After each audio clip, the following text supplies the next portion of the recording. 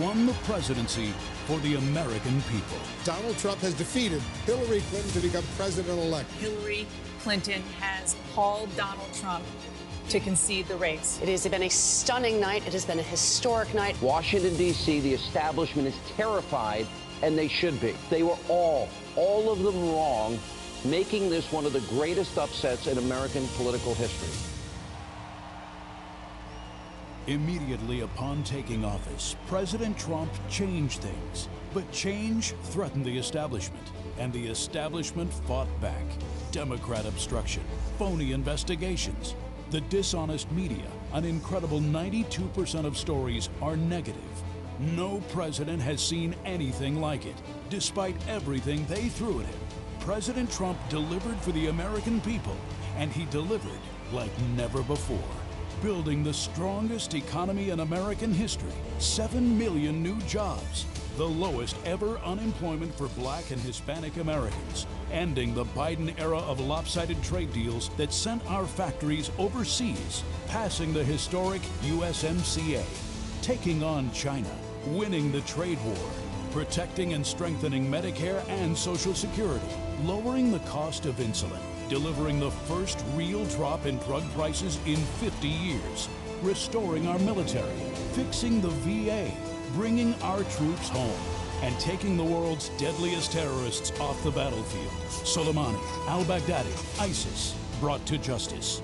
Moving America's embassy to Jerusalem, a new era of strength and solidarity with our ally Israel.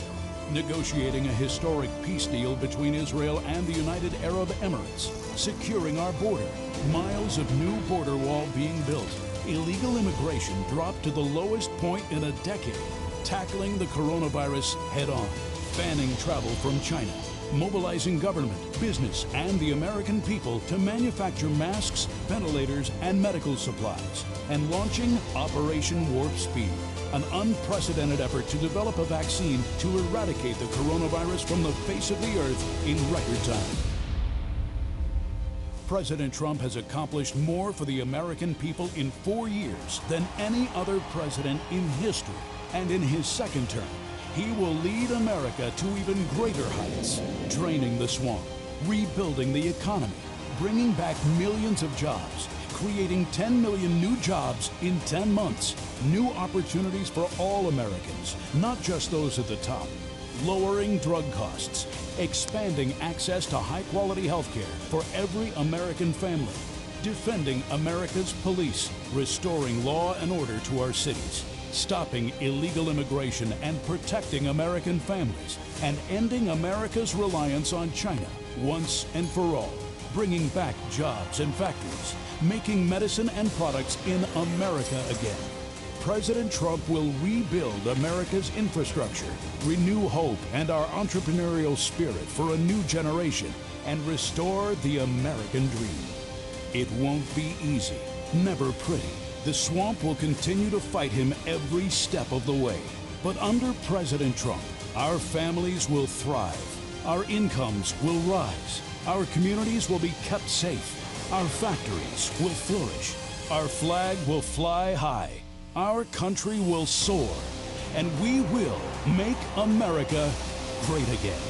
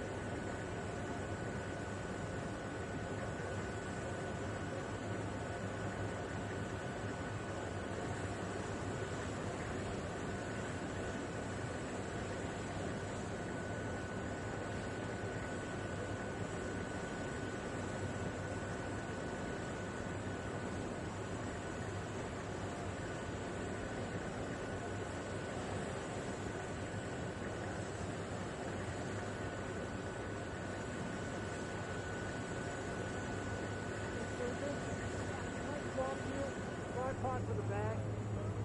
Can I throw up the tripod for the bag? Yeah. I'm going to put my tripod in.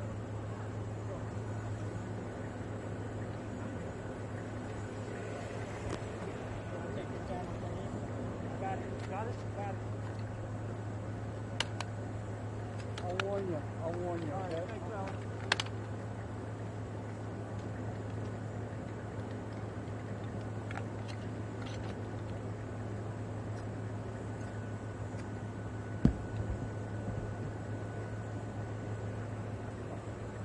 Door just open. Nobody knocking.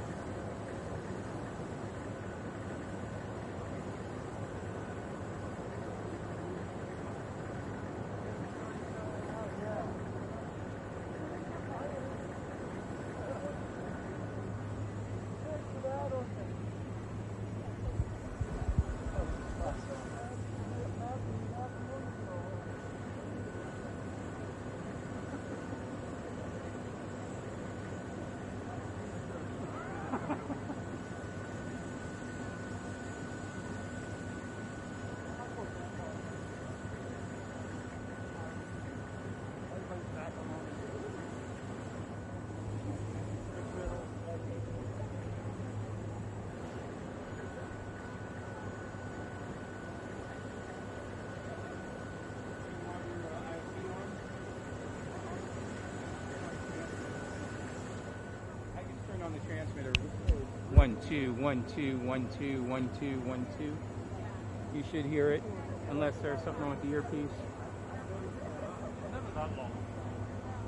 Looks like it's in. Try for a second. Plug your other thing in and see if it's the cable. I have another headset for you if you need it. 1 2 1 2 1 2 1 2 2 2 1 1. It's getting there. Maybe it's the earpiece. 1 2 3 4 5 2 3 4.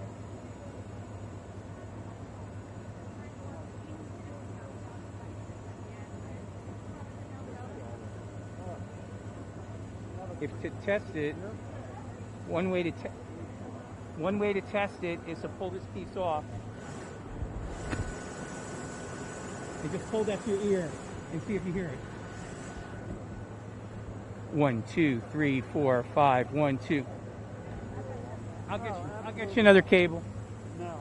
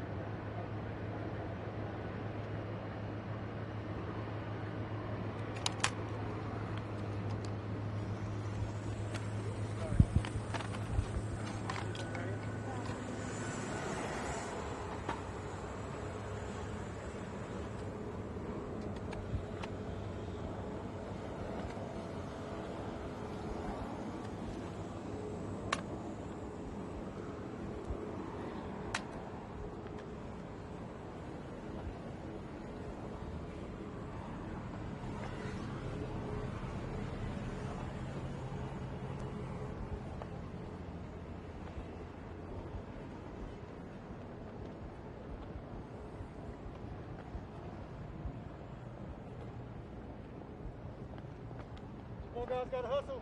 They're leaving us.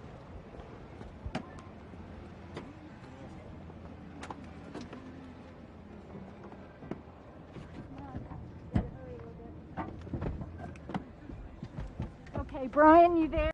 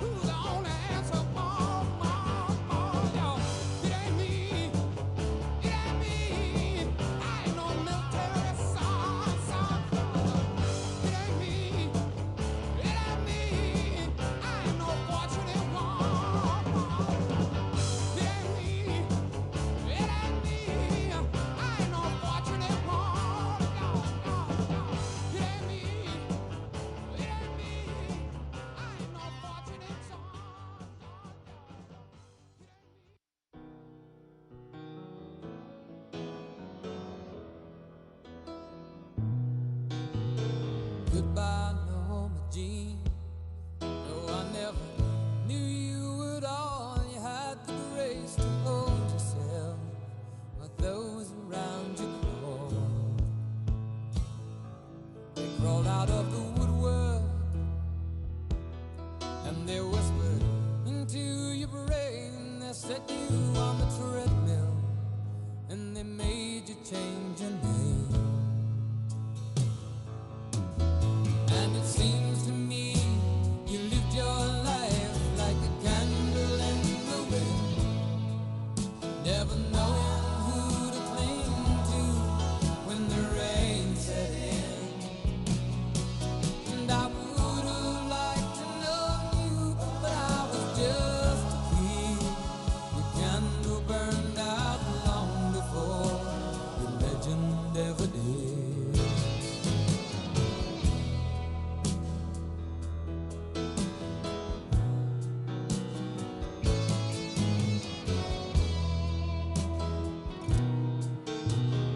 Loneliness was tough, the toughest role you ever played. Hollywood created a superstar, and fame was the price you paid. Even when you died, oh, the press still hounded you. All the papers had to say was that Marilyn was found in the news. And it seems to me you lived your life like a candle in the wind, never knowing who to cling to when the rain set in. And I would have liked to know you, but I was just a kid. Your candle burned out long before your legend ever did.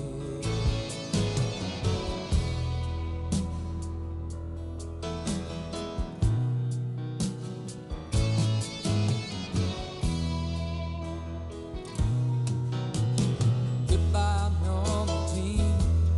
Though I never knew you at all, you had the grace to hold yourself while those around you crawled.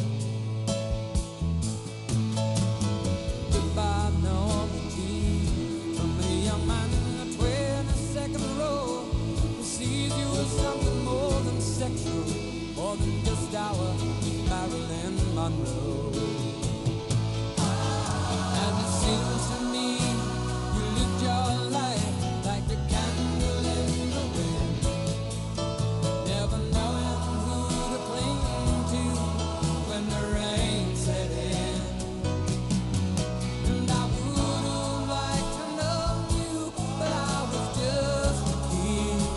Your candle burned out long before your legend ever did. Your candle burned out long before your legend ever did.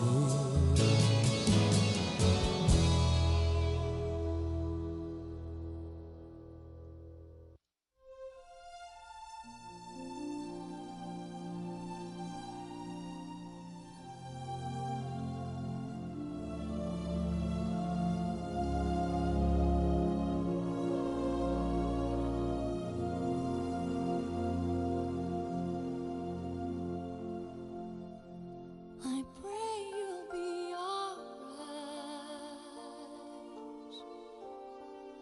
and watch us where we go, and help us to be wise in times when we don't know. Let this be our prayer when we lose our way.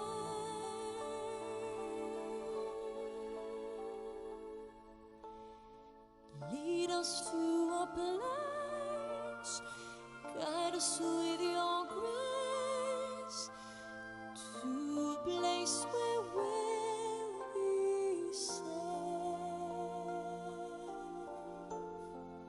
La luce che tu dai I pray we'll find your light nel cuore resterà, and hold it in our heart.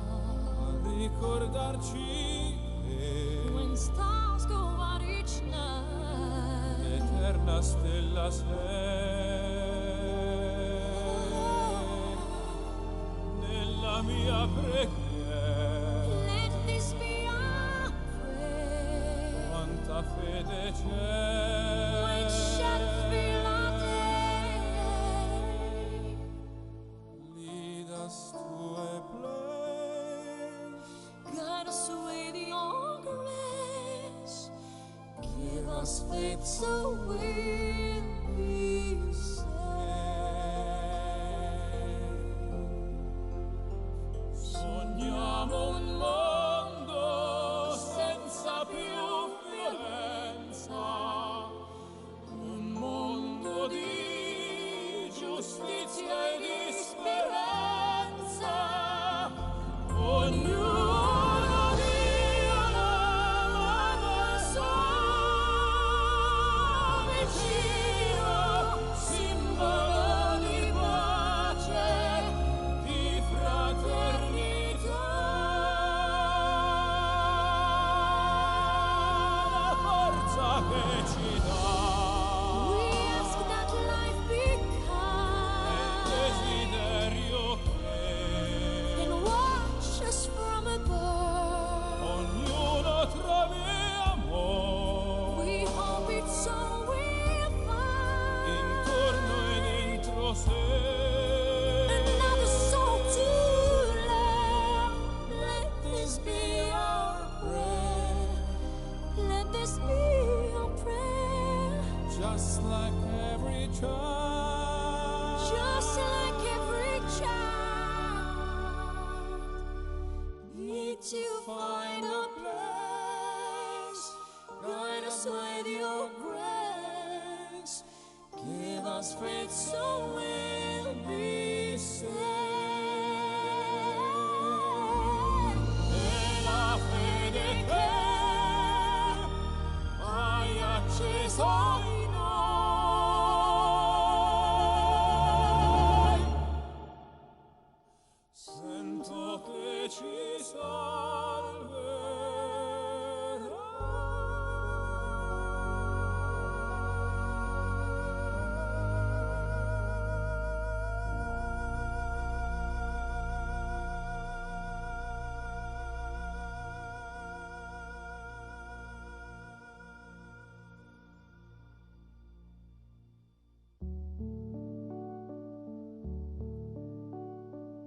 Daylight, see that you are the sunflower and a rose that is fading. Roses wither away like the sunflower. I yearn to turn my face to the dawn. I am waiting for the day. Now, old Deuteronomy, just before dawn, through a silence you feel you could cut with a knife, announces the cat who can now be reborn and come back to a different, jellicle life.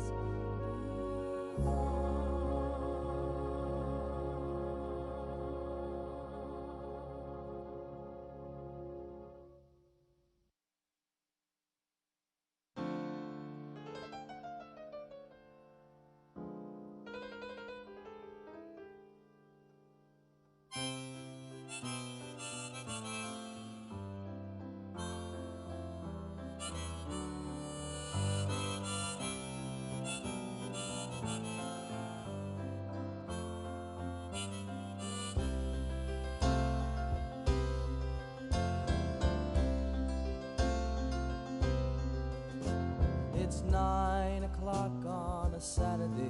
The regular crowd shuffles in. There's an old man sitting next to me, making love to his tonic and gin.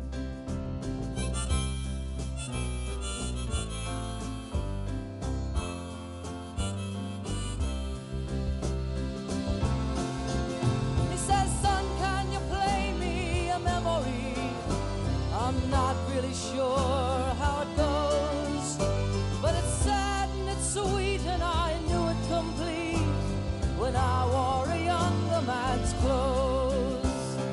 La la la li li la,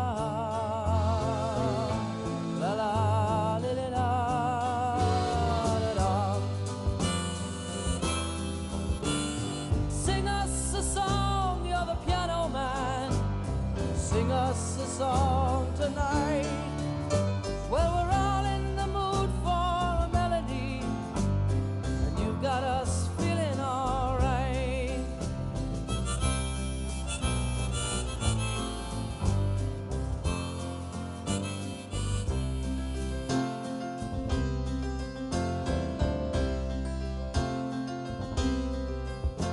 Now John at the bar is a friend of mine.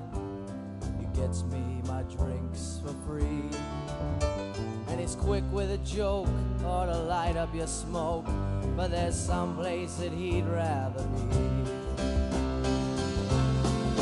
He says, Bill, I believe this is killing me, as a smile ran away from his face. Well, I'm sure that I could be a movie star if I could get out of this place.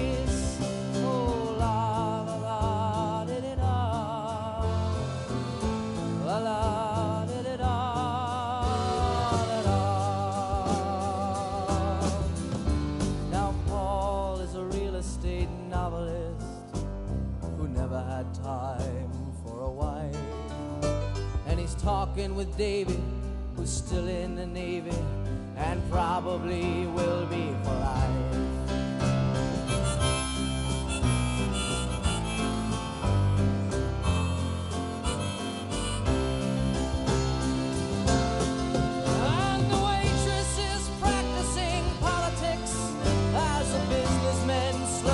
Stoned. Yes, they're sharing a drink they call loneliness, but it's better than drinking alone.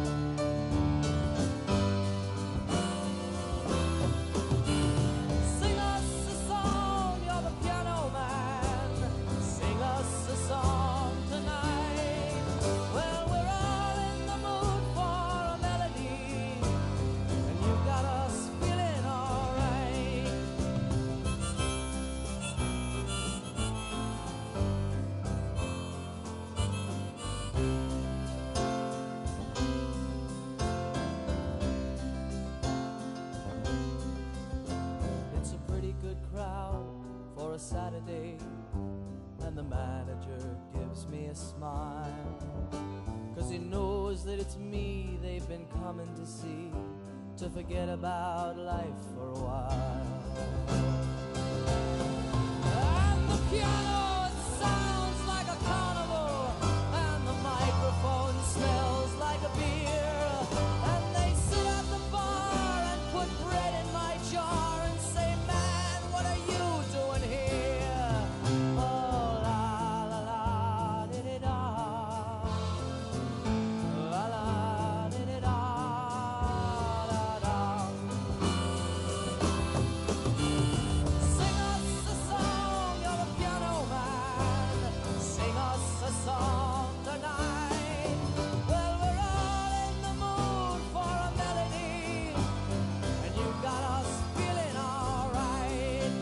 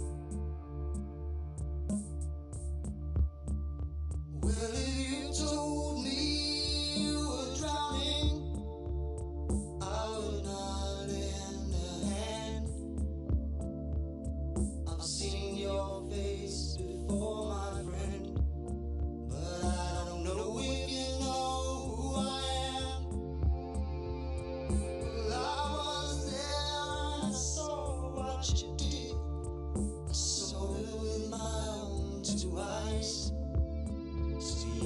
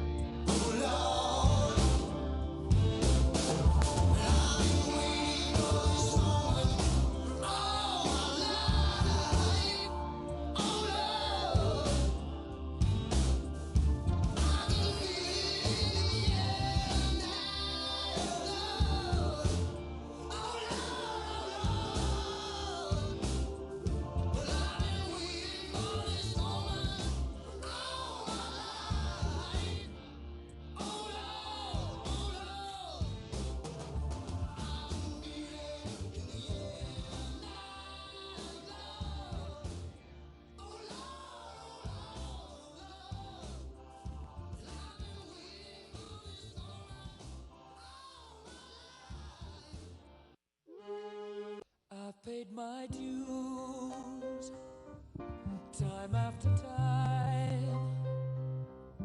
I've done my sentence, but committed no crime. And bad mistakes, I've made a few. I've had my shells and kicked in my bed, but I've come through. And I need to go on. We are the champions, my friends, and we'll keep on fighting till the end. We are the champions. We are the champions. We are the champions. No time for losers, 'cause we are the champions of the world.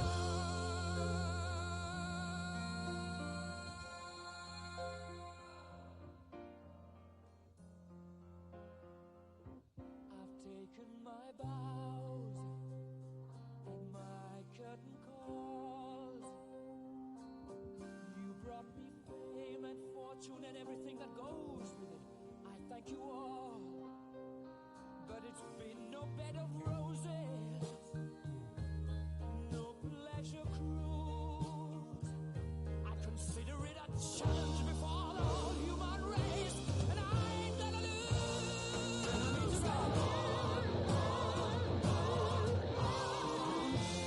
We are the champions, my friends, and we'll keep on fighting till the end. We are the champions. We are the champions. No time for losers, 'cause we are the champions of the world. The champions, my friends, and we'll keep on fighting till the end. Oh, we are the champions. We are the champions. No time for losers, 'cause we are the champions.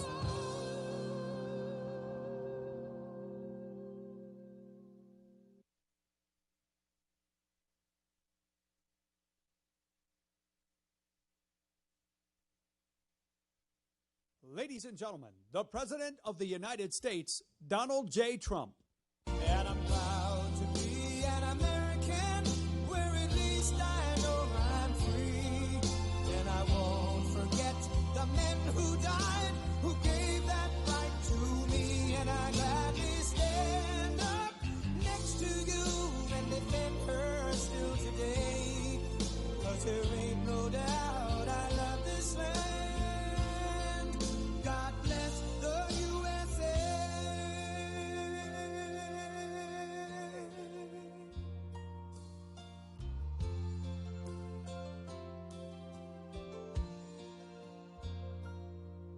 From the lakes of Minnesota to the hills of Tennessee, across the plain, Detroit to Houston, and New York to LA, where there's pride in every American heart, and it's time we stand and say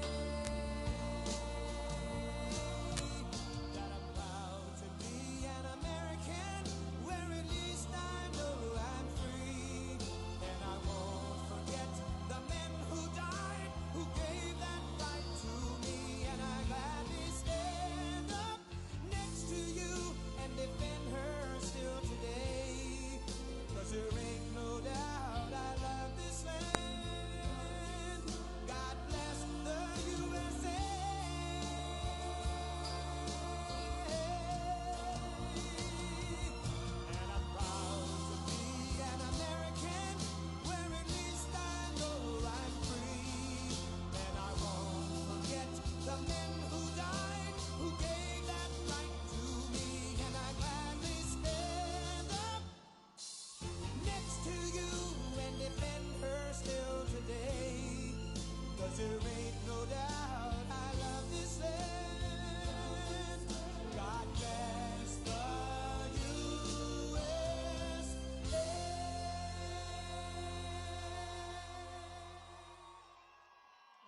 very much. Thank you. What an honor. Thank you very much.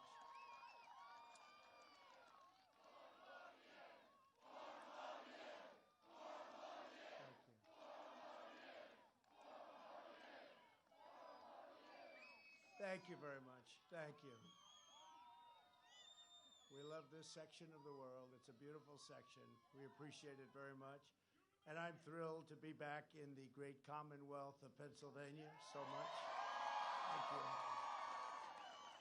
This is the state where the story of American independence began. It's the state where the American Constitution was signed. Think of that. And 3 days from now, this is the state that will save the American dream.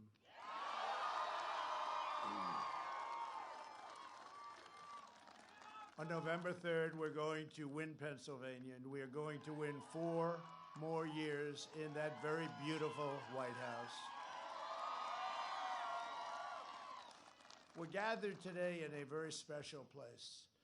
In the harrowing days of December 1776, when the American Revolution seemed lost, General George Washington made his headquarters at this Bucks County farmhouse to plan his famous crossing of the Delaware. On Christmas night, he led what remained, and remained, very little remained, of that ragtag Continental Army on a daring midnight raid. It was a tough night. It was a violent night. They marched through 9 miles of ice and snow, many without boots on their feet, leaving a trail of blood in their wake. At dawn, they seized victory at Trenton. Their sacrifice turned the entire tide of the war. Those soldiers came from every walk of life, but what united them all was their devotion to the principle of self-government. They were determined to live in a country where power belongs to the people.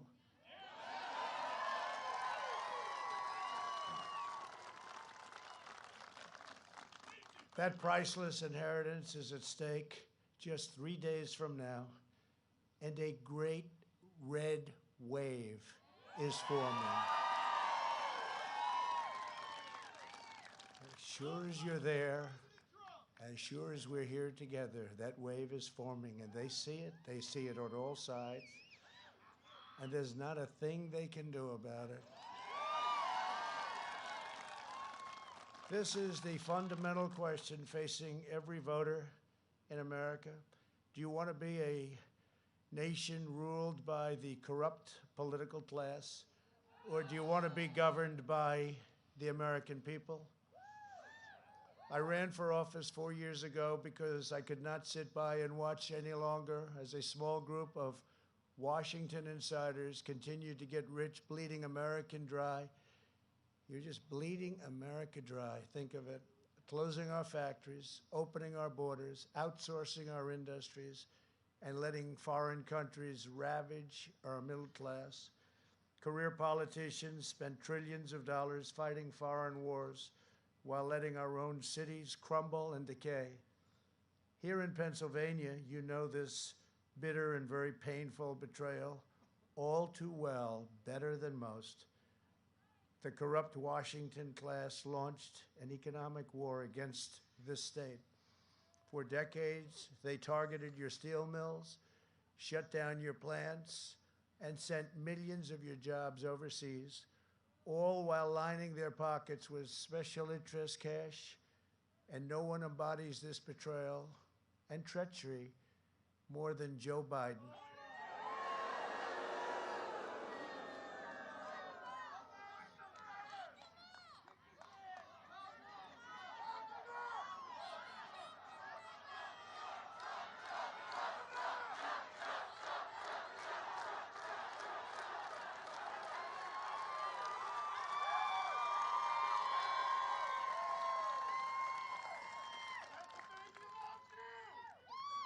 And worst of all, the suppressed media and big tech refuses to cover the crime.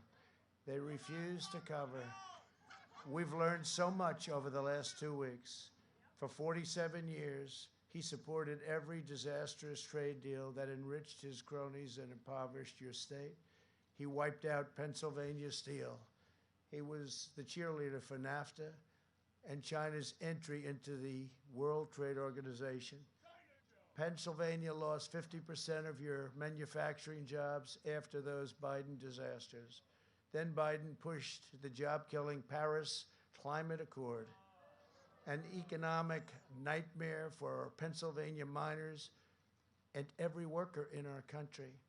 He backed TPP, which would have extinguished the American auto industry forever, forever. These betrayals not only made Biden's donors rich, they made his family rich. And as we know, he profited from the misery of unleashed work and horror given to Pennsylvania workers. He made a lot of money, and his family made a lot of money, and nobody knew about it until just recently. At the debate, I looked at him and said, Joe, you were here for 47 years, and you left only 3.5 years ago. Why didn't you do these things that you want done? Why didn't you fix it, Joe? And as you know, because I assume a number of you watched the debate,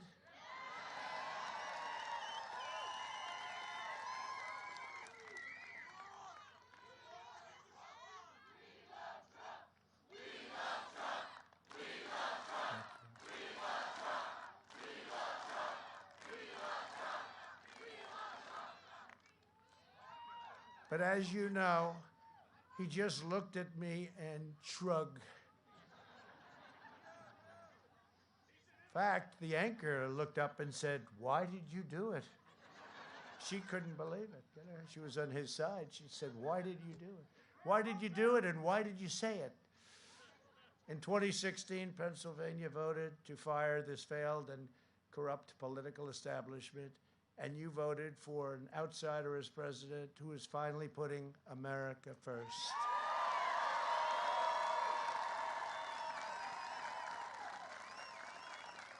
And if I don't look like a typical politician, that's very simple. It's because I'm not a politician.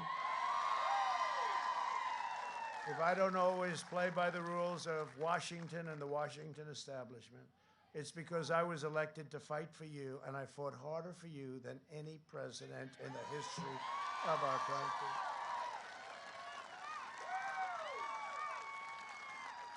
From day one, Washington insiders have been trying to stop me because they do not own me and they do not control me. They want control. They don't like what I'm doing. They don't like what I've said to the big pharma, the drug companies, the #1 lobbyist in the world, #1 lobbyist in our country. They didn't like that I instituted favored nations so that we now pay the lowest prices in the world for prescription drugs instead of the highest prices in the world. If these corrupt forces succeed in electing Joe Biden, Washington will see to it that another outsider never becomes president again. It'll never happen again. And nobody has done in 3.5 years, nobody, no administration, no president, what we've done and what we've accomplished. And it's not even challenged. Nobody even challenges that. They'll take back control, and they will never, ever give it up. This once-in-a-lifetime opportunity to beat the corrupt politicians will be lost forever, and they know it. They're fighting so hard, and they hate what they're seeing because they're not looking at fake suppression polls anymore. Now they're looking at the numbers that are pouring in, and they don't like the numbers that they're seeing in Florida and in Ohio and in North Carolina. And we think in Pennsylvania, although those numbers come in late.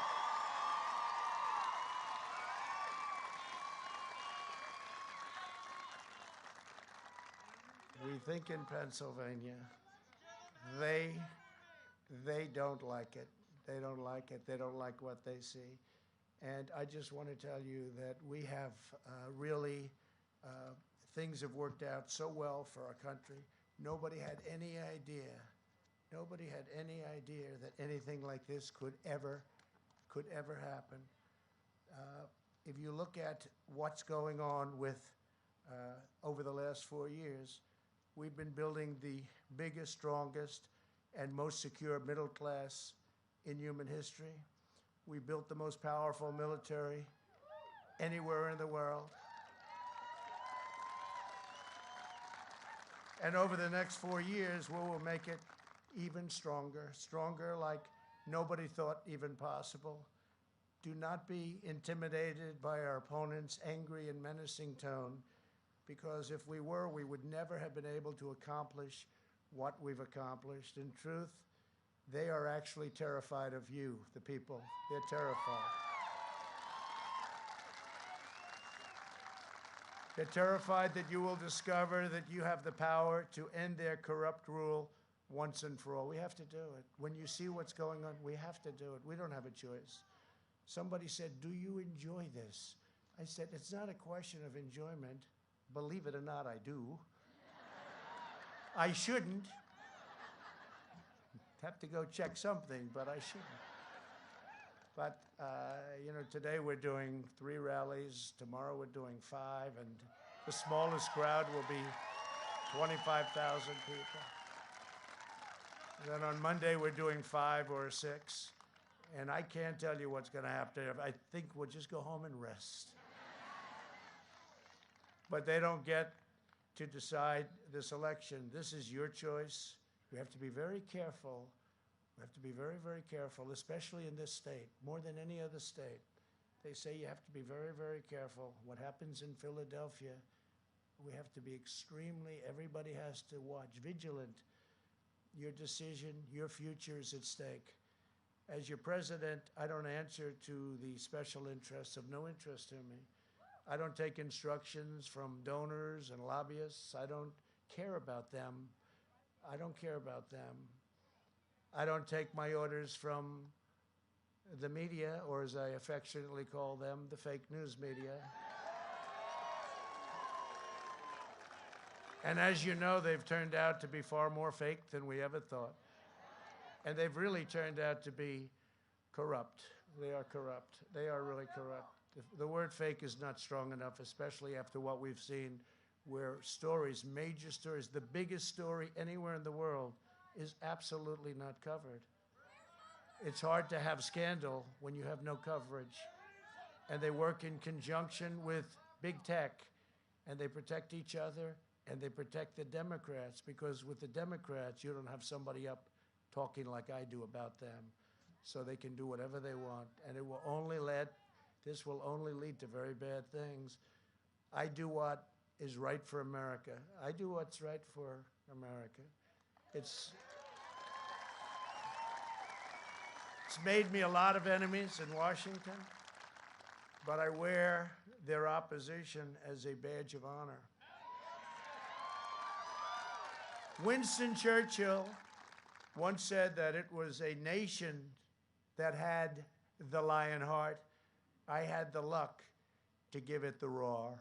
I gave it the roar, and there is a roar, and people hear it all over.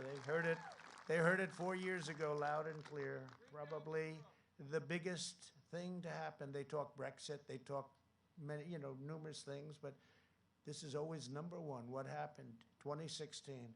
And I will say, 2016 was an incredible, earth-shaking event.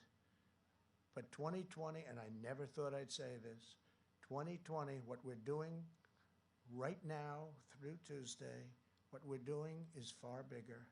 It's far bigger. I never thought I'd say it. I never thought 4 years ago, and you never did either, somebody would say that this is going to be the most important election perhaps in the history of our country.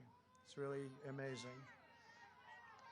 The greatest threat to American democracy is the concentration of power among a small group of unelected special interests, the big tech CEOs who have been put in a position by us giving a law to them, Section 230. We've given them that power.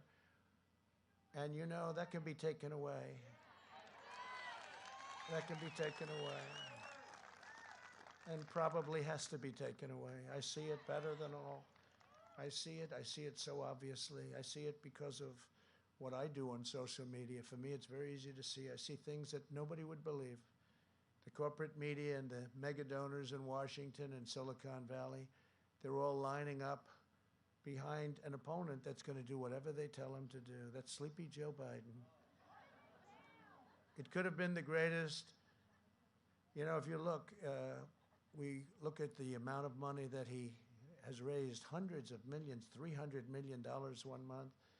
But I could have been the greatest of all time. I could have been the greatest political fundraiser because as president, all I had to do was call Wall Street, the big banks. I could have called the oil companies. I could have called all of the big companies.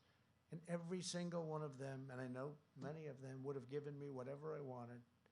But I chose not to do that. And we did plenty. We have plenty. You can only buy so many commercials, you know. When the airwaves are full and you can't buy any more, I'm saying, where are we going to spend it? Although we did spend, in our case, a lot on ground game, which they, I think, forgot to spend.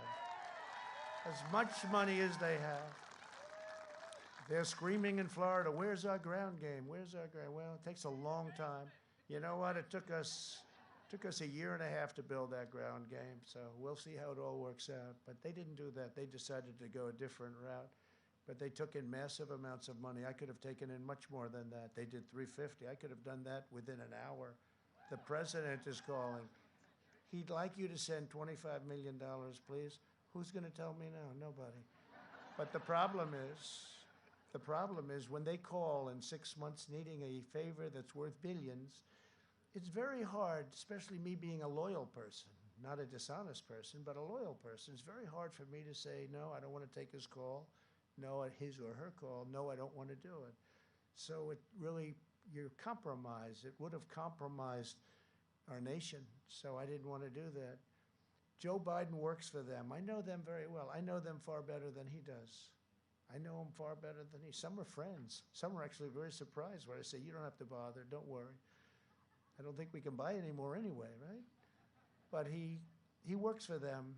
And when you see those numbers, 300, 350 million, so much they don't know what to do with it, where they're spending $25, $30 million on a congressional race that used to spend $500,000, you know something's going on. And it's not a good thing. And it's not the way I want to work. This was one opportunity to do something special. This isn't a company. This isn't making some money. This is one opportunity to turn our country around. And we're not going to blow it.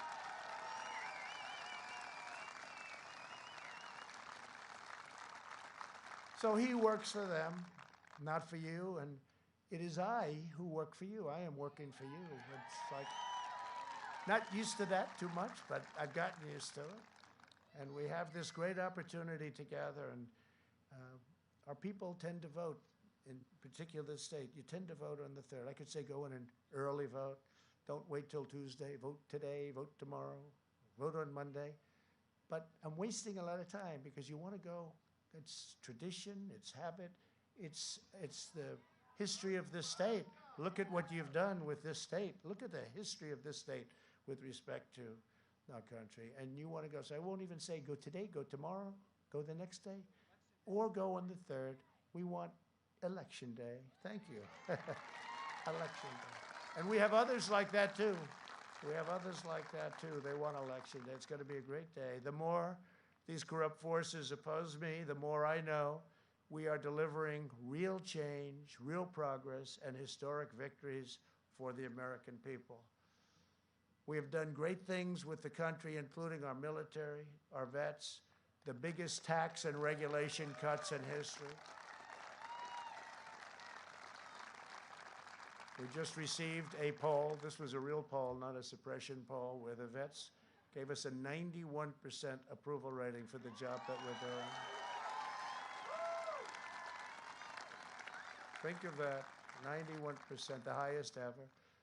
Over these last 4 years, we've been building the strongest and most secure middle class in human history. We have built the most powerful military in the world by far.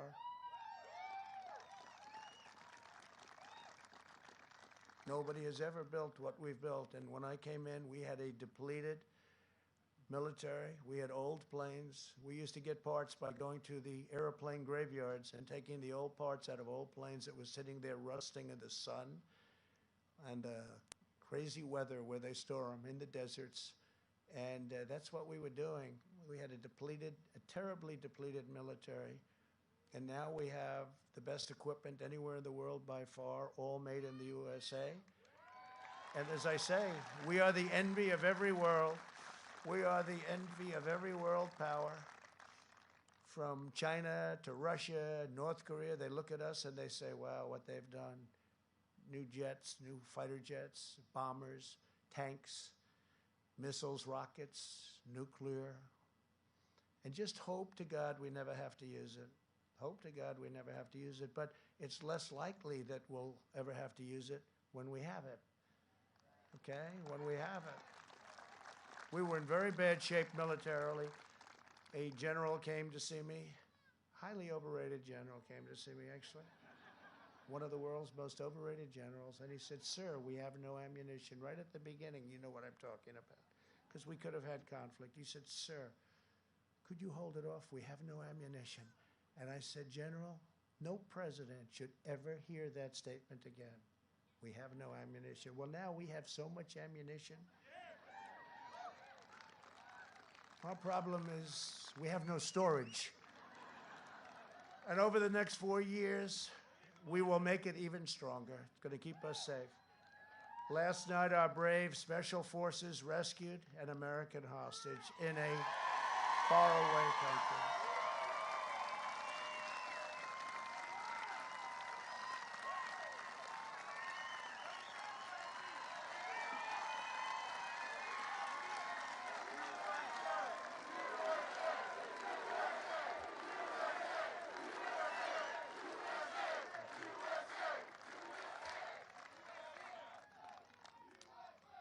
So incredible people.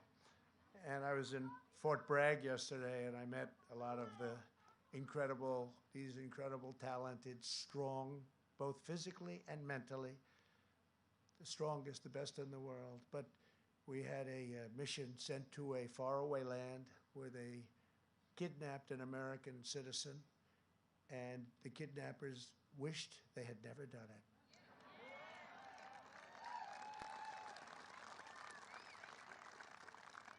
And they went in with a large group, 0 casualties. We got our American citizen, young man, we got our young man back.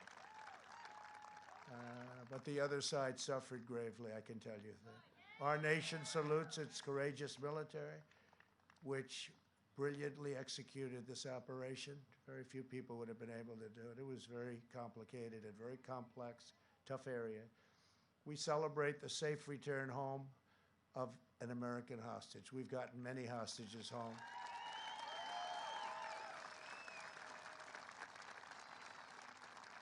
And I pay nothing, can't pay. Once you pay, you'll have many, many more.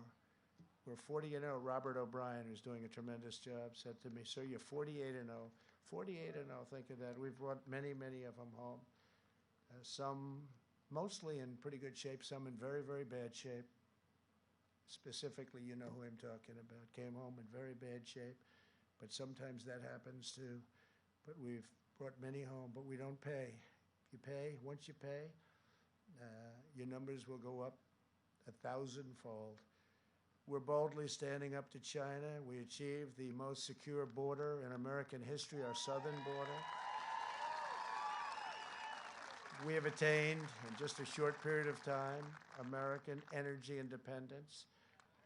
And if we're up to the opposing side with the Green New Deal, the Green New Dealers, AOC +3, and you add Pelosi and Schumer, and you add Joe Biden, who really doesn't understand it, so you don't have to probably. They'll tell him what to do. He'll do whatever they tell him, whatever it takes. He'll say whatever it takes. With the sunglasses, or the sunglasses, yes. I said, I don't think I'm going to do that, but I watched those sunglasses.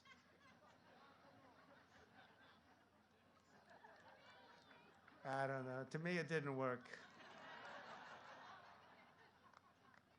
We're bringing our jobs, our factories, our wealth, and our troops all back home. They're all coming home. They're all coming home. And instead of endless wars in countries that even you very sophisticated people in some cases have never even heard of, we're achieving one historic peace deal after another. If you look.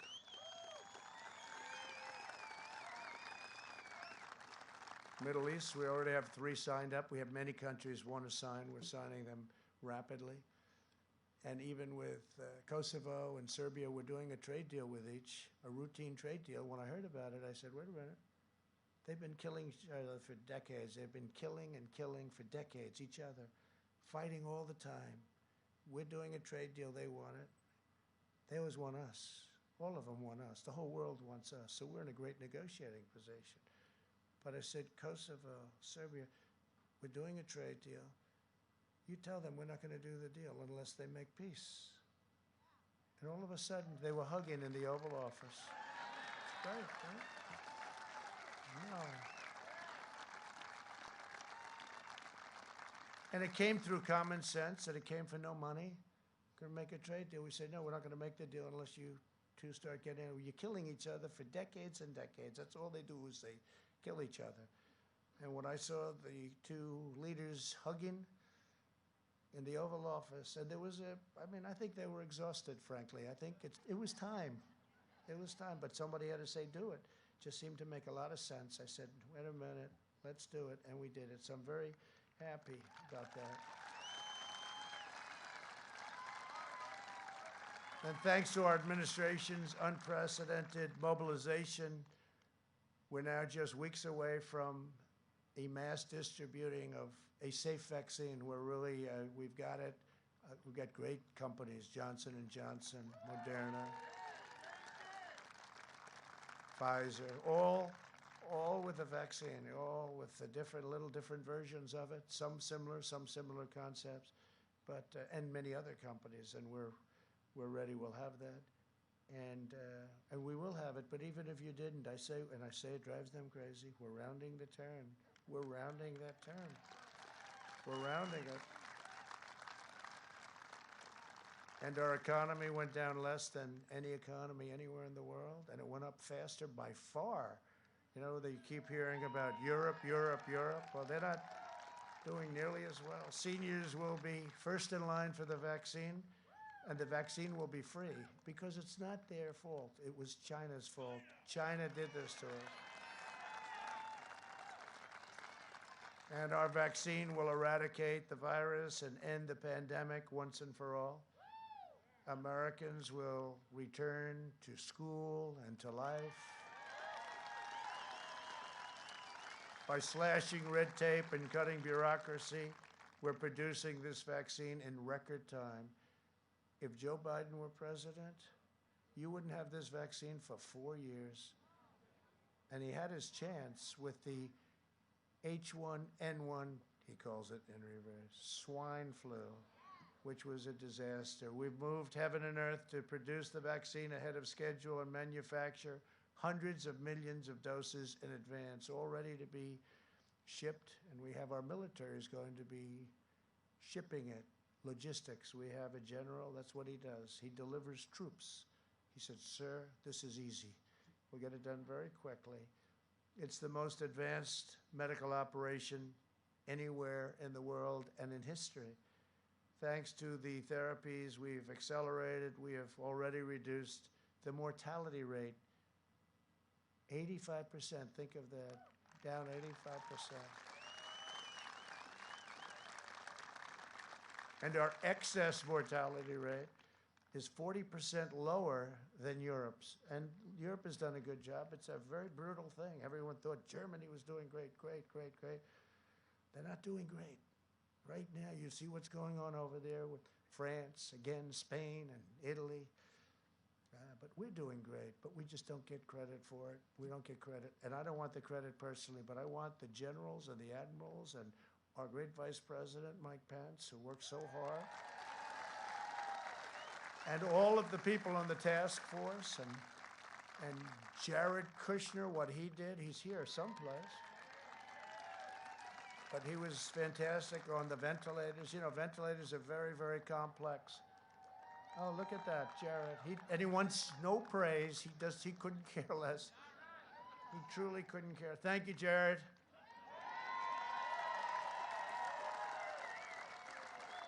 No, we had a tremendous just a quick story. We had a tremendous ventilator problem because we weren't equipped for a thing like this. This is once in 100 years. It was 1918. We're talking about the Spanish flu. And we weren't equipped for that. And all of a sudden we're getting calls. We need 40,000 ventilators, like in New York. They needed far less than that, but they needed many, many ventilators. And other states are calling. We need ventilators. And it's a very complicated piece of equipment, as you can imagine, with pipes going down, heavily computerized. And people didn't know what to do, making them on a mass scale like this. Hospitals had very few of them. And Jared called up some of his genius friends. His brother's one of the most important people in Silicon Valley, smart family. They called up and they had these super brilliant young men come in. I mean, some of them were wearing undershirts. They were wearing a baseball cap. How much are you worth? About $1 billion, sir. Still, they had founded companies, sold their companies, but they were brilliant. One of them had roller skates on. And they wanted to throw him out of the White House. They said, sir, there's a kid here, undershirt and roller skates. I said, yeah, he's worth $2.5 billion. You know? But Jared called a whole group of people down. And to them, to us, to all of us, a ventilator is very complicated. To them, it's like the simplest machine they've ever seen. And they went to the automobile companies where they had excess plant capacity, and they went to various companies, and we started producing, within a short period of time, ventilators. And this story is just never told, and I don't think I've ever told it, not in this detail. We started producing ventilators in a short period of time at a level that nobody thought was thousands and thousands of months. Nobody thought was even possible. And a relatively short period of time after that, all of our hospitals were sent tens of thousands of ventilators, tens of thousands of ventilators. Great companies, very big companies, the car companies, very big companies. They did a fantastic job. They'd line up with a small ventilator company. And we make the best ventilators. I mean, they say they're the best. And they were sent all over our country. And think of it, and that was done so quickly. But these brilliant young people were able to do it. Regular people you could never do a thing like this. So we made thousands a month, and not one person, think of this, in our country, not one person who needed a ventilator didn't get a ventilator. How incredible is that? But they won't tell that story. That's not me, that's Jared and a whole group of very brilliant people, together with the military and with a lot of our great companies. We've had a tremendous relationship. It's the biggest mobilization since World War II, and it was an incredible job. Now what we're doing is we continue to make thousands a month, and we're sending them to foreign countries who are desperate for ventilators and would have no idea. There would be no way they could ever get them, including, we send them to France, and we send them to Spain and Italy, but we send them to countries in Africa who are really having a terrible hard time. And we're sending thousands of them to other countries. And I just think it's a tremendous story. And it's something that we did that we're very proud of. And it's something that nobody talks about. You don't hear the word ventilators anymore. You know why you don't hear about it? Because we solved, there was a period of time, ventilators, for 3, 4, 5 weeks until they sent these super geniuses. And for 3, 4, 5 weeks, all you heard about was ventilators, ventilators, ventilators. Well, we took over something. The cupboards were bare. They were bare, or essentially bare, but they were bare. And the hospitals in the States, the cupboards were bare too. Nobody was prepared for a thing like this. They could have been, they should have been. But now all over the world we're sending them, and I think it's just a tremendous story, I really do. It's a story that's untold. You'll probably never hear about it again. And as soon as we started making all of these thousands of ventilators, you haven't heard the word ventilator? Just like, and there's one other quick story, the wall, the wall, the wall, that's all you heard. Trump promised the wall. Will he ever give the wall, the wall, the wall? And then now the wall is going to be completed very quickly. We have over 400 miles of wall built. And now you never hear the word wall. They never say, oh, he got the wall, he did it. And we built it exactly to the specifications of the Border Patrol. And they were tough specs, I will tell you. I said, how about concrete plank? No, sir, we need steel, we need rebar, and we also need concrete. Oh, that's great. But we got it built, and they have to have vision. They have to have slats because they have to be able to see through what's on the other side. You can't have, and you know, once you realize this, I mean, they're right. So we built it to those specs. Very, very, I've done an incredible job. We're doing 10 miles a week. We'll be finished very soon. But you never hear about the wall anymore, you know? Now, if it was a failure, if we couldn't get it done, it would be brutal. It would be a brutal time for your president. Because of our relentless efforts, the recovery rate right now on COVID or the China virus or the China plague is 99.7%. Take the vote. 99.7%.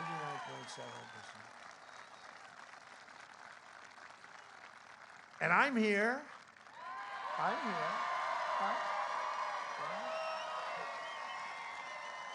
here.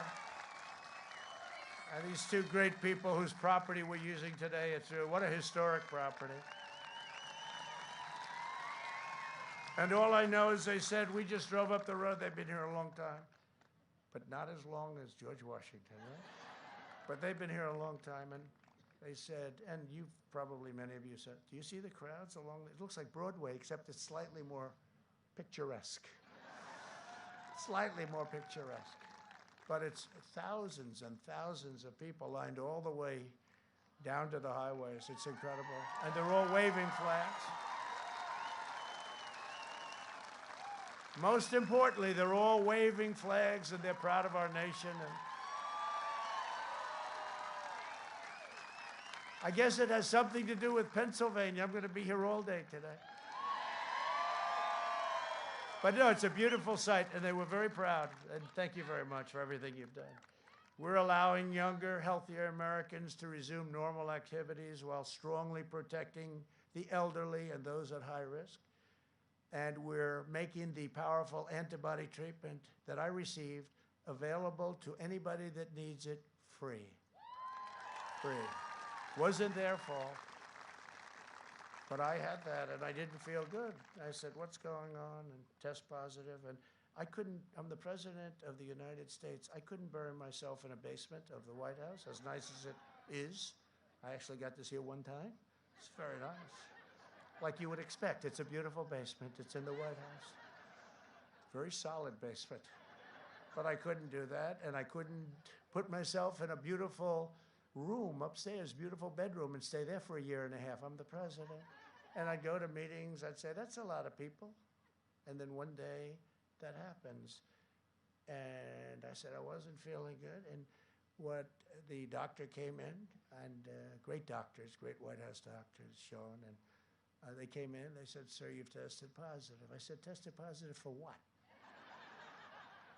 And they said, for COVID, for COVID. He actually used the term COVID. He's more politically correct than I am. He said, that's not good. But I didn't feel good, and we went over to Walter Reed Medical Center, which is phenomenal. I see the work they do in young men coming back so badly, and women so badly wounded. I see what they can do, and nobody can do what they can do. And Johns Hopkins was great. We had a lot of doctors gathered around, but I didn't feel good. And they gave me something, Regeneron, and Eli Lilly makes a very similar kind of a thing. The concept is based on antibodies. And I woke up the next morning, and I felt so great. I wanted to rip that Superman shirt open. And I wanted to come back. I wanted to start doing a new trade deal and campaigning simultaneously. They said, sir, how about taking it easy for a couple of days? But No, it's incredible. What we've been able to do is, and I don't even know, maybe, you know, now I'm saying, well, probably wasn't the drug. It's just that I'm in such perfect physical condition. And I'm very young. You know, if you're young. So I said that, and CNN got very upset right there. Right there. The camera just went off, the light. They got upset. They said, he is not young and he is not in perfect shape. I said, I'm a great physical specimen. They didn't like it when I said that. They don't like those kind of things. No, but you know, I don't know. Maybe I helped. I don't know. But I can tell you, it's incredible what they've been able to do. And I think it did help a lot, frankly, because I got out of there fast. I could have gone out a lot sooner, too. I wanted to go out almost immediately. They said, nice and easy, please, sir. And but it shows you, maybe I serve as an example. First Lady got it also, and she's better. She's perfect. And Barron Trump, right? Barron got it.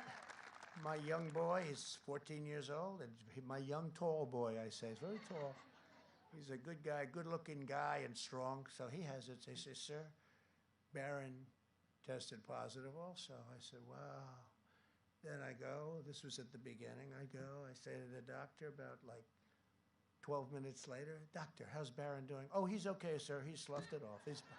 I said, you know why? They're young and the immune system works. That's why I say, get back to school. Get back to school.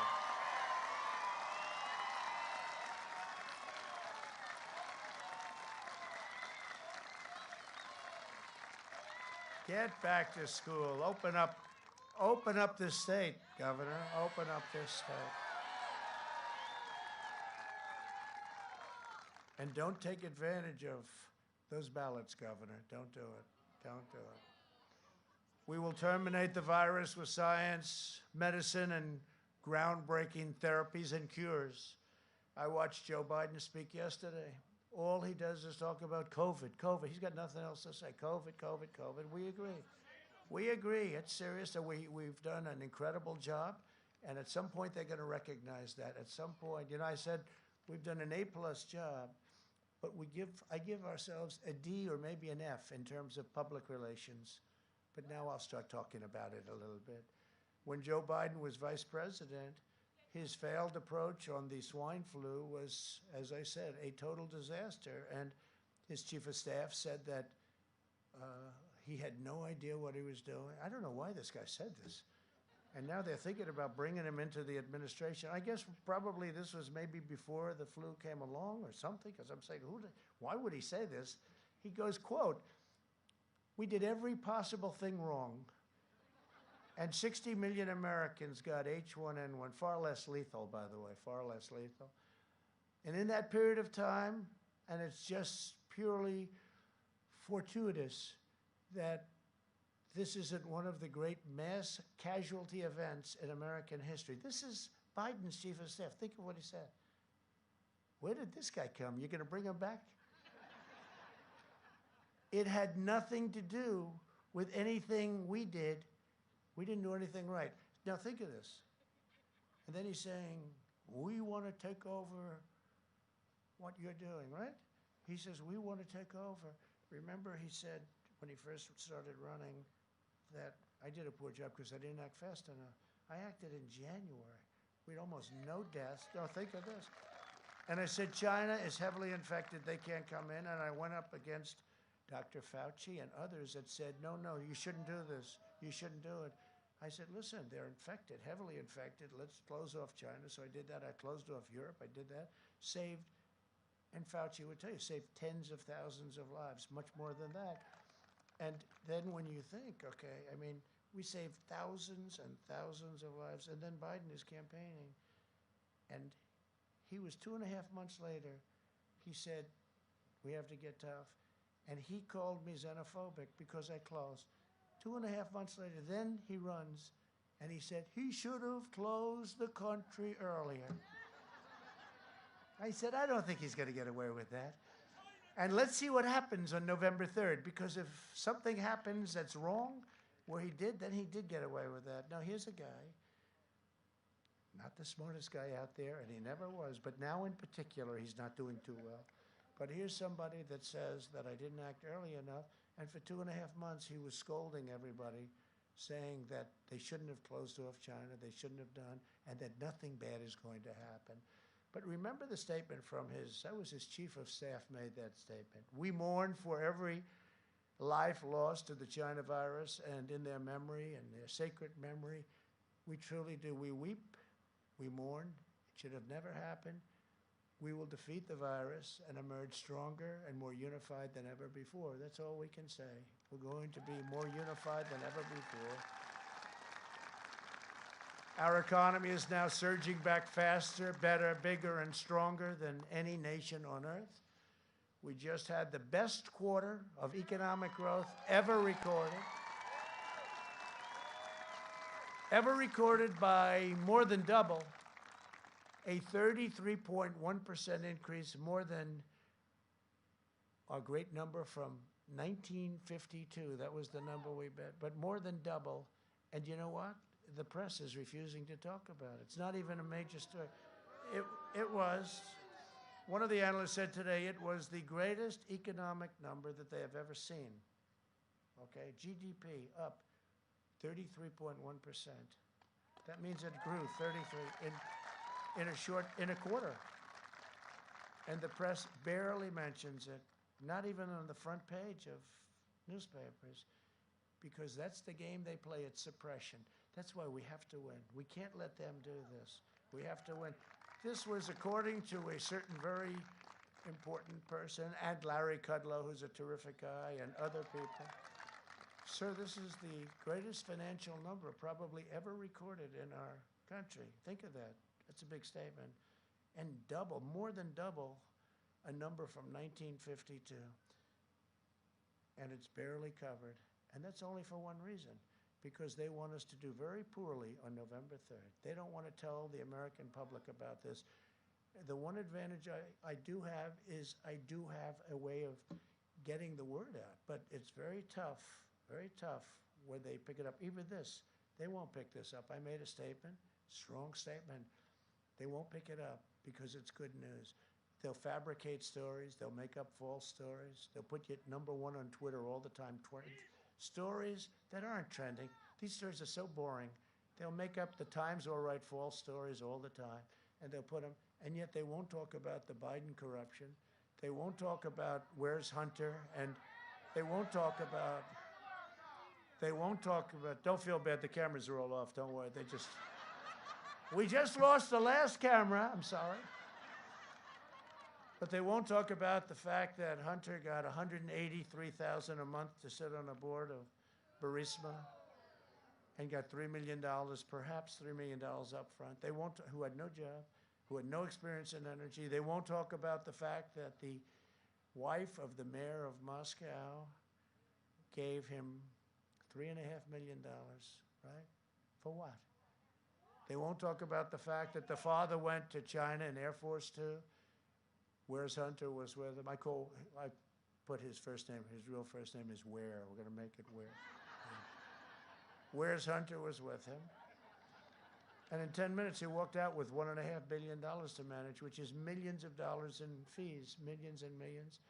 And they won't talk about the fact that he was going for the big one next with China. He asked for $10 million a year for introductory purposes. In other words, he was going to introduce people. $10 million a year. This is a payoff, that's all it is. And they won't talk about the fact that the father was the big guy. To me, he's not a big guy. He's not a big guy. Little guy. He's very slight. Remember when he said a year ago, he said, I'd like to take him to the back of the barn? That's okay. I went like this. I'll take him to the back of the barn.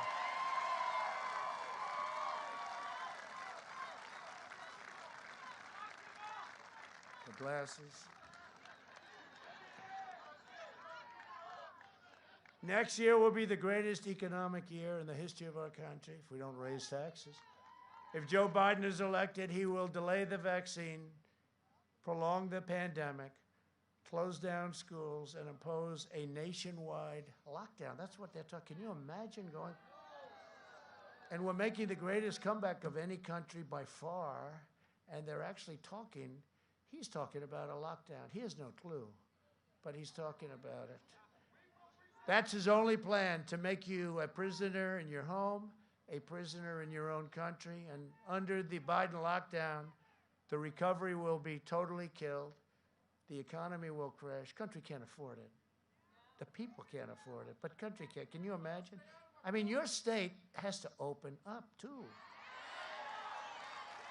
All Democrat governors, you, Michigan, North Carolina, I mean, they're all Democrat governors. And they're probably doing it because they want to affect the election. You know, they're probably doing it by November 4th, they'll announce, we've decided to open up Pennsylvania. The Commonwealth of Pennsylvania will be opened on November 4th, you know? No, because it can't be. They can't be so stupid, what they're doing to people. And the countless people that will die from depression and drug overdoses and suicide and abuse and really a deferral of medical care. There'll be no school. There'll be no graduations. There'll be no weddings, no Thanksgivings, no Christmas, no Easters, no 4th of Julys. There'll be nothing. Will be nothing. And you know, one thing we've learned very recently, everyone likes the computers and the laptop, and oh, we can learn from the computer, you don't have to go. Well, now we've given it the all-time mass test, right? A child being in a classroom, or if you're older, a campus, even a college campus, but a child being in a classroom cannot be replaced by a computer. It can't. It doesn't work. It's no good. And they're losing, you know, potentially years out of their life, and it's the important years, it's the development years, but the computers don't work. They're okay, but they're a small percentage, and that's come out loud and clear. Telehealth, great, it's been incredible. I think it's a 7,000 increase percent, and telehealth has been really great. It's gonna have a great future, but not education. They have to be in their classroom with other students, and they have to find their way in life. And no future, this is no future for what they're doing in Pennsylvania, what they're doing in other states. This is no future for American youth. It's going to have a long-term impact on them. Biden's plan will destroy America. My plan will destroy the virus and make America greater than it's ever been.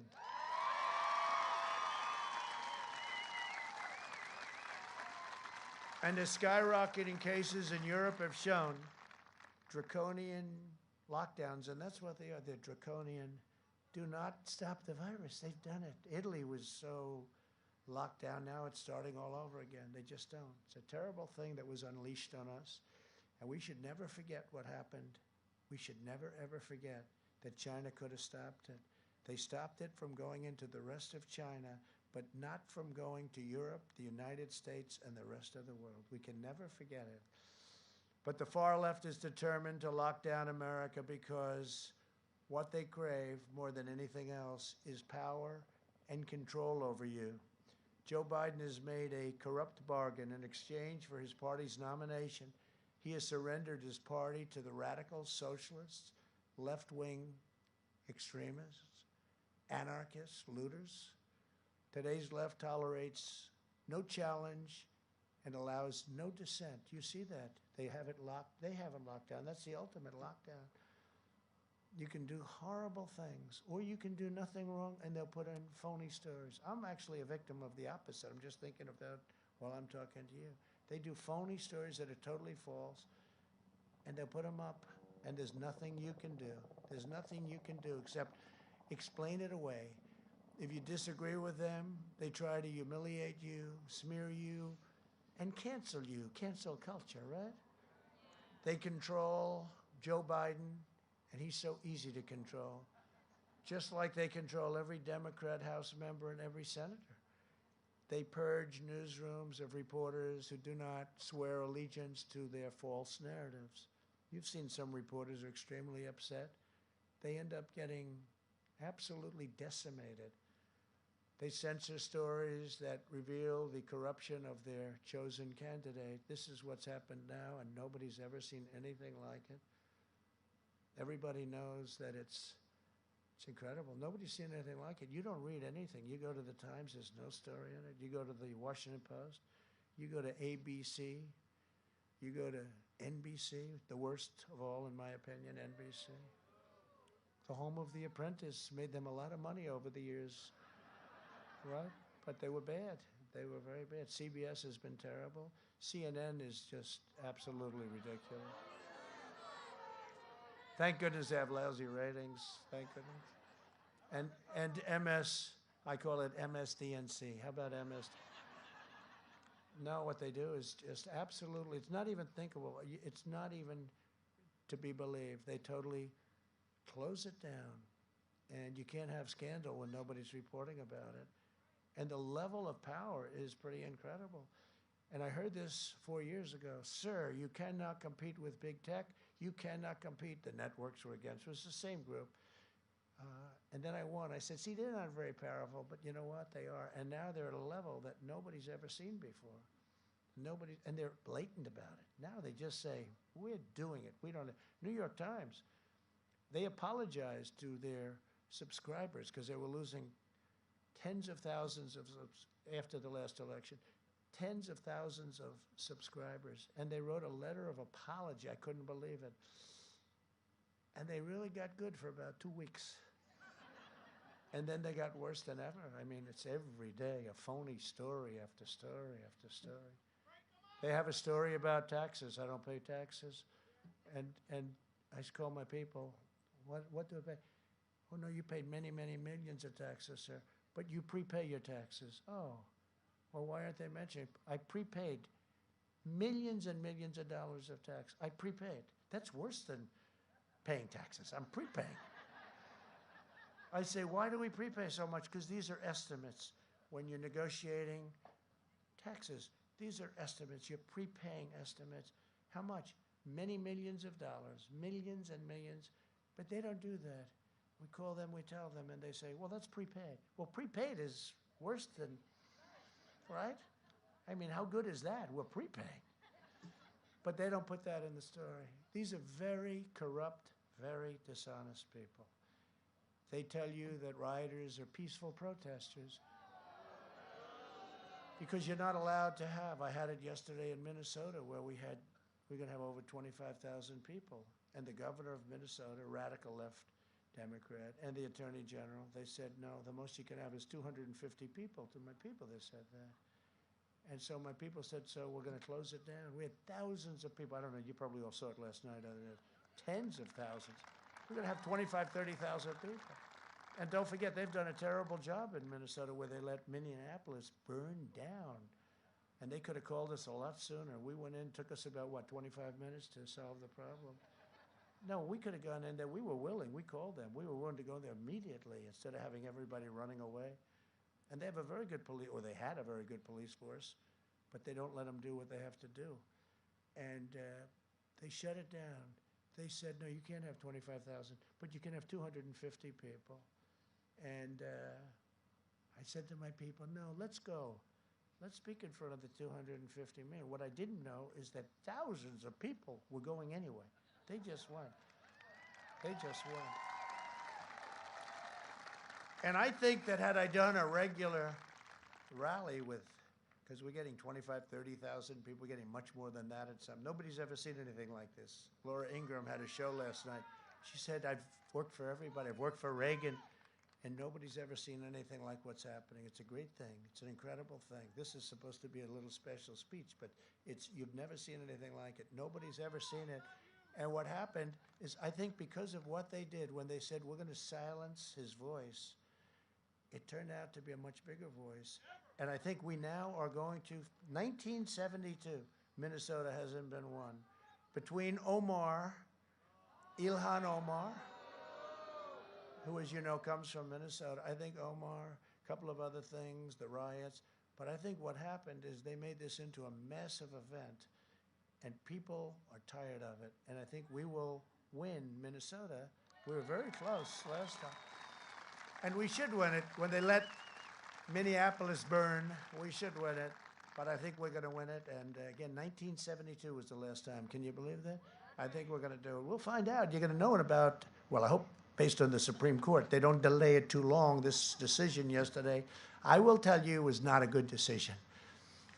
Where you're allowed to wait days to count and days to have the final count. You're allowed to have time limits beyond November 3rd. So what does this mean? The whole world and our nation is going to be waiting and waiting and waiting to hear who won? No, you're going to be waiting. You're going to be waiting for weeks. And a very dangerous thing happens November 3rd, and now you have to wait and wait. And very bad things can happen with ballots during that period of November 3rd to whatever date they gave them, many, many days. So you're going to be watching on November 3rd. I think it's highly likely you're not going to have a decision because Pennsylvania is very big. And as you know, there was another state, but perhaps other states involved. This is a terrible thing that they've done to our country. And that's the United States Supreme Court I'm talking about. That is a terrible, political, horrible decision that they made. We're going to be waiting. November 3rd is going to come and go, and we're not going to know. And you're going to have bedlam in our country. And you're going to have this period of 9 days or 7 days or whatever it is. And many bad things. Ballots are going to be, oh, we just found 10,000 ballots. Oh, that's good. We just found another 10,000. This is a horrible thing that the United States Supreme Court has done to our country. And I say it, and I say it loud, and I say it proud.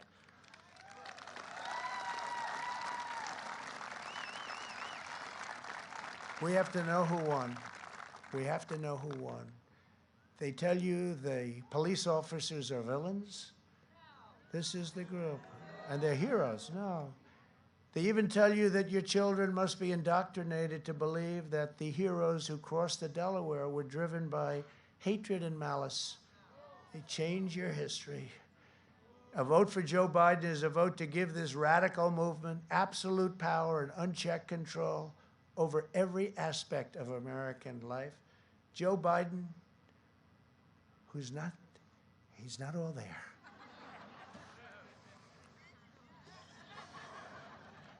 You should get a little bit larger frame, don't you? No, I know those glasses. You got to get a little. I'll tell him. He doesn't want to have people look at that surgery on the eyes. It didn't work out. Joe Biden and the socialist left are absolutely convinced of their own moral superiority. I don't know if he is but they are. They are. He isn't. Look, let's face it. He's shot. Same time. Who said that? Who said that was exact timing, right? You copied me from another space. While their agenda devastates the poor and the American middle class will be devastated.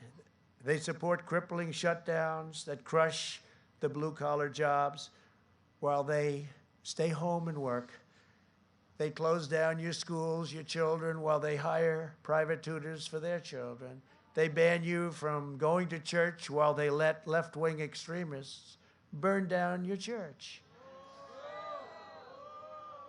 You can only meet if it's a protest. So you know what we do? Like even in this state, I call this a protest.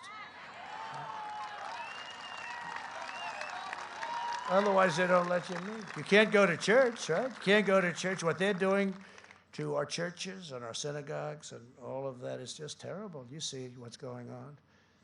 Even when the church wants to go into a field and stay apart, they say, no, you can't do that. You know, it's like a terrible thing.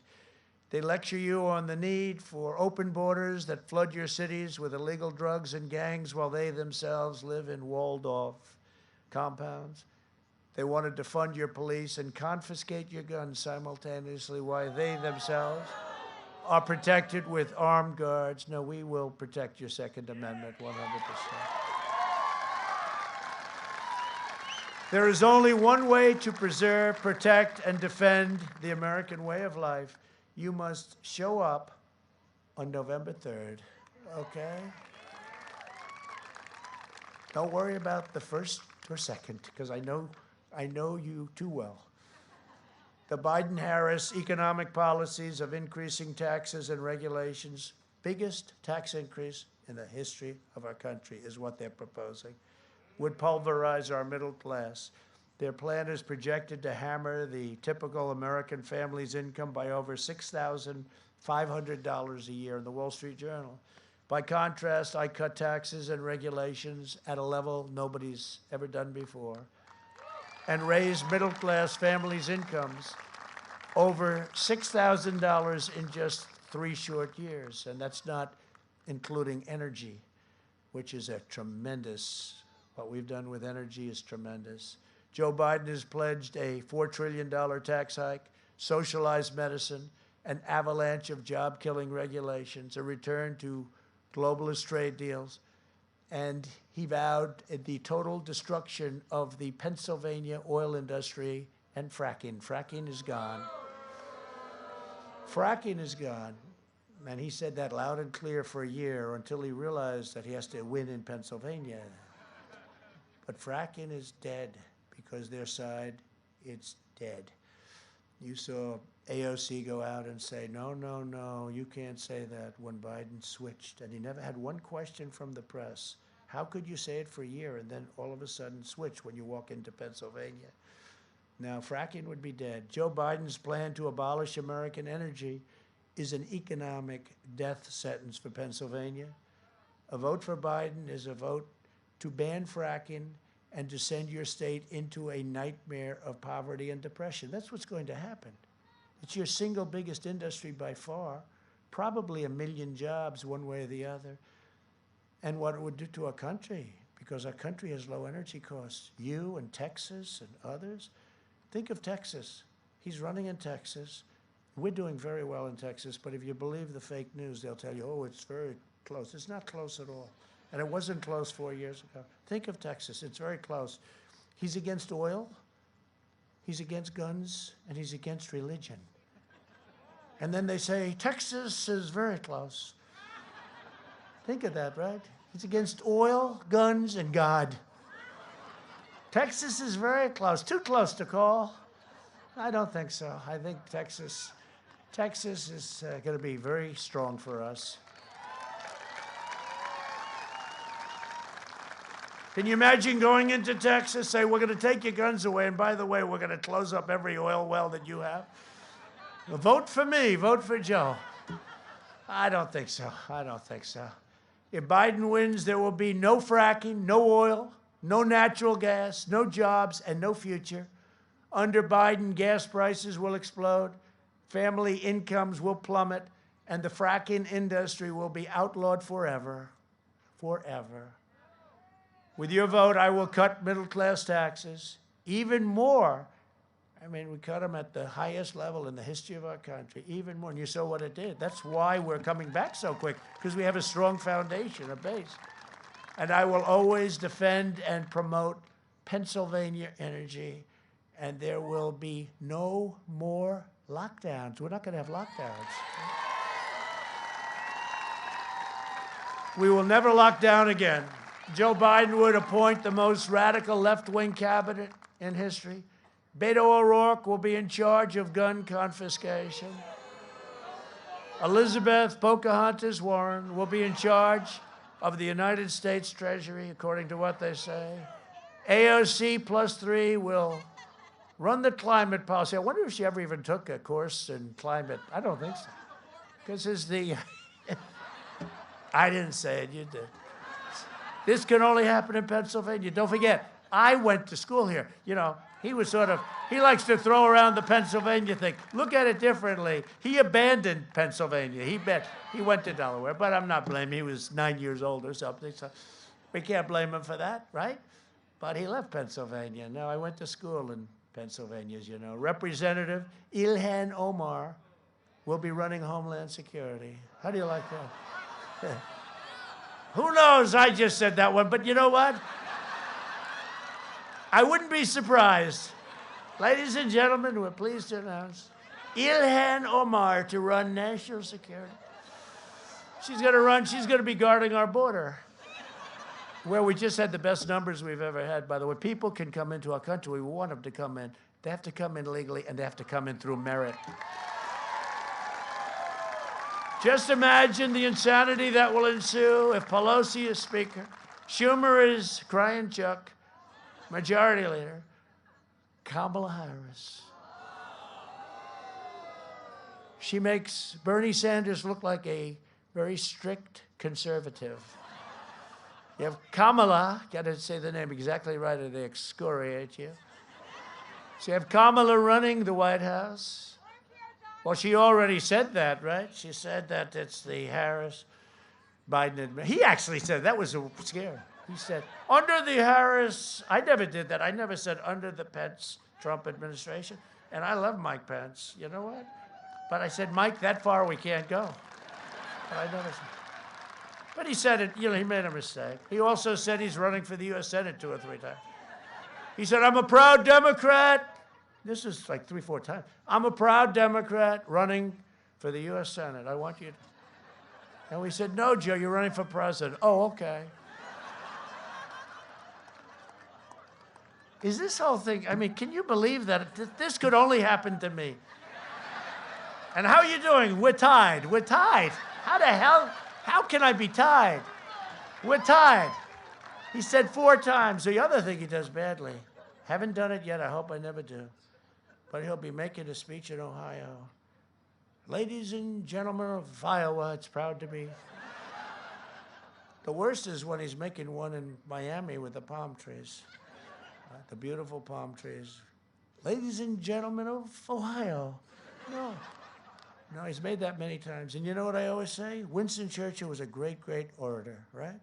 Amazing orator. Amazingly, because he was a stutterer in his life. He was a stutterer in his life, became a great orator. You could give a speech equal to the best that he's ever made. And if you made the mistake in saying, welcome, like we're in Pennsylvania, it's great to be in New York. It doesn't matter how good your speech is. It's over. Just walk off. It's over. But he does it all the time, and nobody ever says it. No, he is shot. Under my leadership, we achieved, and he's not a nice person. You know what, if he were a nice person? They do commercials on me that are so false, like with the soldiers. That's the biggest insult to me of anything that's probably ever happened, like with the soldiers and other things. They're so false, based on a phony magazine, an Obama-type magazine that's doing badly. They did a commercial, and we notified them, and we had 26 witnesses, real witnesses, and every one of them is furious. But he's not a nice person. So because he's not a nice person, I don't mind saying exactly what I'm saying, which, as you know, is the truth. He was never considered smart in his prime. But now he's really off. And you can't have him as your president because he'll destroy our country. He'll destroy our country. And it probably won't be him because by the time he gets sworn in, he'll be pretty much like it'll be over. 25th Amendment, you think they were talking about me? No, they weren't talking about me. When she brought that up, they're talking about how to get Kamala in there as fast as possible. And nobody treated him worse than her. If you looked at the debate, now Kamala was failing fast. You know, she was going down like a rock. Normally you pick somebody that's going up, not one that, she didn't even make it to Iowa, right? But nobody spoke worse about him, and that's the one that they picked. But they want to get the radical left.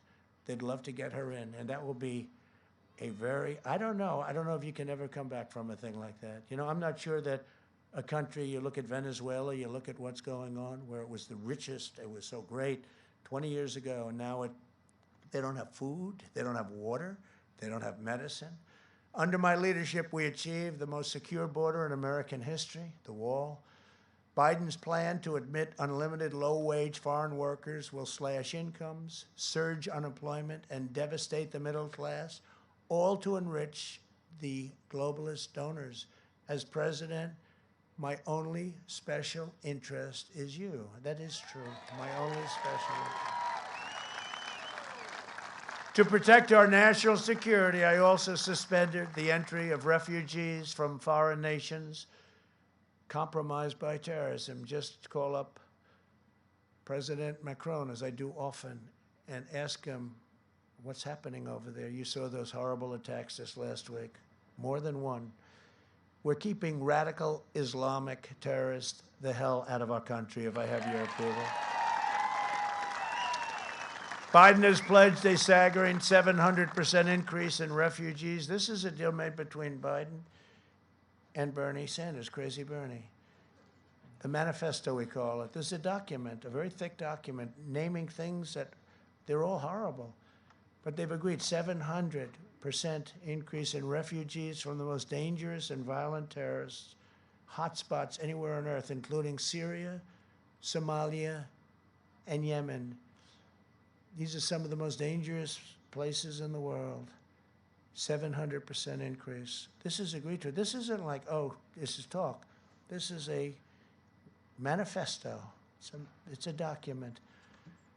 He's also vowed to terminate our national security travel bans, allowing for unlimited migration from war zones and terrorist havens. Biden's extreme migration policies will open the floodgates to terrorists, jihadists, and violent extremists. You don't have to worry about it. Just get out and vote on November 3rd. Under my administration, you know, I had the ban passed, right? And it was approved by the United States Supreme Court. There, they did the right thing. Under my administration, the safest of our families will always come first. That's safety. We want safety. Has to come first. The Secretary of Defense under President Obama, Robert Gates, said that Joe Biden has been on the wrong side of every foreign policy issue in his lifetime. President Obama used to say that if you wanted something really screwed up, give it to Joe Biden to handle. This is the guy that we have running. In fact, Obama tried to keep Joe from running. He was very famously quoted as saying, Joe, you don't have to do this. You don't have to do this, Joe. Don't do it. You don't have to do this. I could see that. And then wouldn't endorse him until long after the primaries had ended. And Joe is lost. Think of it. He wouldn't endorse him. He was a vice president, wouldn't endorse him, made all these terrible statements, wouldn't endorse him. And then even after he won, it was months before he endorsed him because he didn't want to see it happen. I think he's probably the most surprised person on earth, Obama. And they said, sir, Obama's going to start campaigning for him a couple of days ago. I said, that's okay, that's good. He campaigned for Hillary. How did that work out?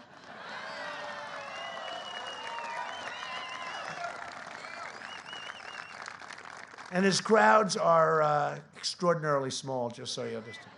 They're not big. They're like 22 people, 18 people.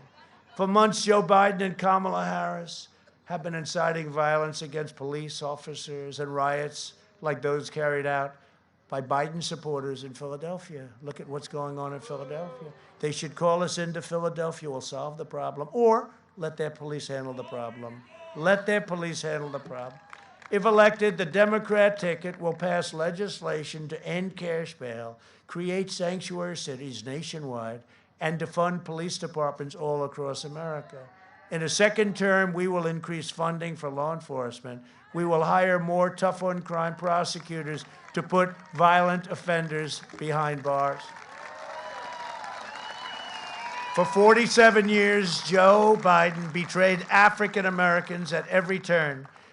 He took your votes, he took you for granted, and then he shipped away your jobs and flooded your cities with cheap foreign labor. He devastated black families with his 1994 crime bill that really locked up tens of thousands of African-American men with unfair sentencing, and he called African-American young men super predators all the time. He would say super predators, a name that has always been something.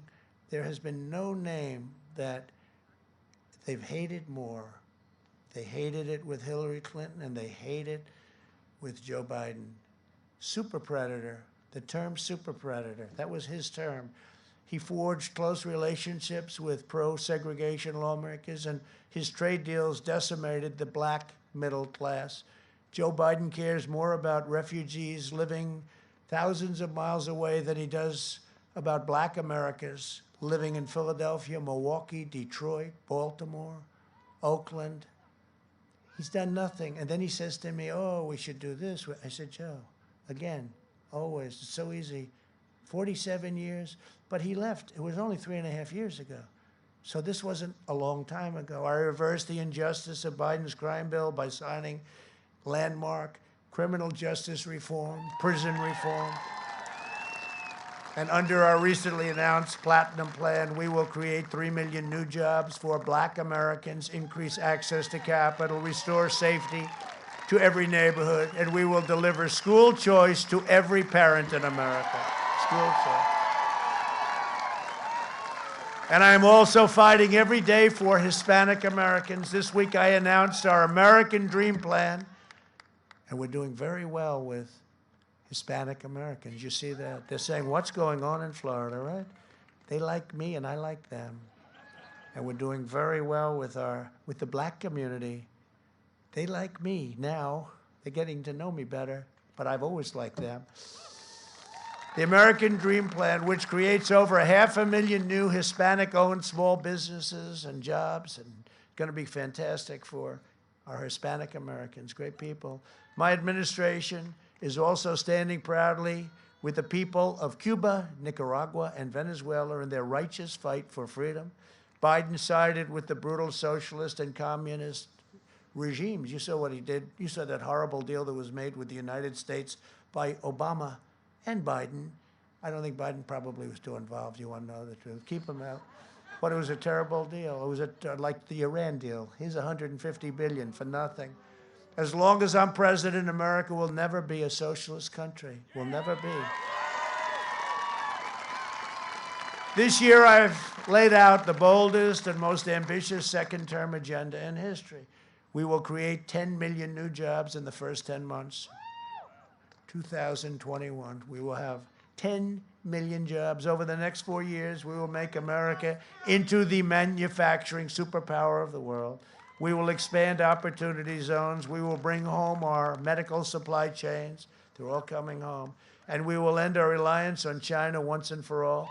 We will defend religious liberty, the right to life, and the right to keep and bear arms.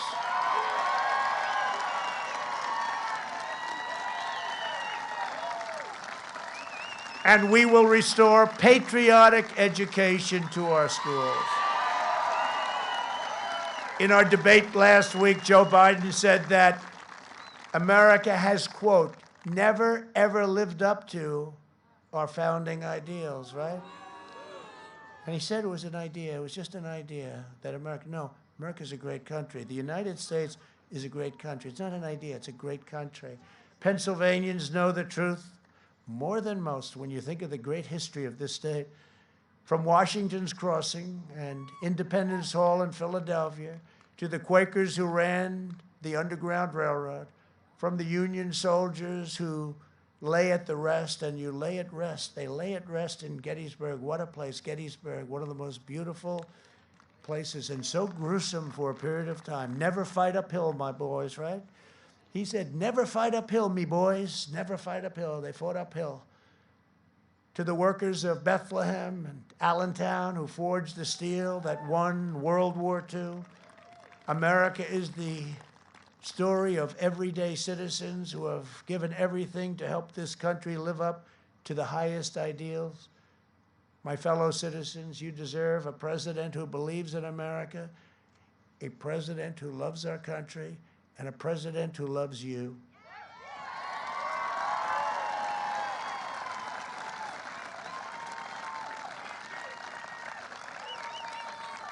Everybody knows that Joe Biden is not equipped to lead America. To Republicans, Democrats, and independents across this state, across this nation, I am asking for you to honor me with a vote that's going to make our nation greater than ever before. I will continue to fight for you with every breath in my body.